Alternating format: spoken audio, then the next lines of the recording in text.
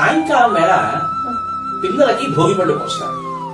భోగి పళ్ళు అంటే చిల్లర పైసలు, చిరుకు ముక్కలు, బంతి పువ్వులు ఇటువంటివన్నీ కలుపుతారు.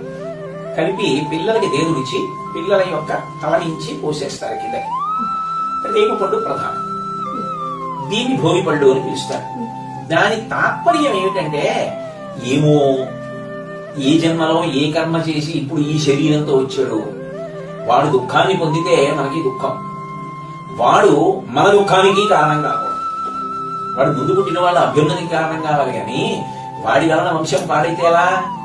అందుకని వాడికి అటువంటి పీడ, అంటే గత జన్మలలో చేసుకున్నటువంటి పాపకర్మల అనుభవంలోకి వచ్చినటువంటి కారణం చేత బుద్ధి వైక్లభ్యమును చెంది వెళ్లవలసిన సన్మార్గం నుండి చ్యుతి పొందకుండా ఉండడానికి, అటువంటి పీడ పోవడానికి ఈ రేగు పళ్ళు, చిల్లర పైసలు, చెరుకు ముక్కలు, ఇవన్నీ బంతి పువ్వులు పిల్లల చుట్టూ తిప్పి వదిలిపెట్టేస్తారు. అది భోగి పళ్ళు అని పేరు. అంటే చాలా సంతోషంగా, ప్రహృష్టంగా చిన్న చిన్న పనుల ద్వారా పిల్లలకి రక్ష కల్పించేటటువంటి విధానం మన సంప్రదాయంలో ఉండడం గొప్పగా. ఇది మంత్రం ఉందా? ఏం మంత్రం లేదు. కానీ ఆ ప్రేమతో చేసిన పని ఫలితాన్ని ఇచ్చి తీరుతుంది. భక్తి అంటే ప్రేమే కదమ్మా. భగవద్భక్తి అంటే భగవంతుని ఎందున్న ప్రేమ, దేశభక్తి అంటే దేశం మీద ఉన్న ప్రేమ, గురుభక్తి అంటే గురువుగారి మీద ఉన్న ప్రేమ కదా.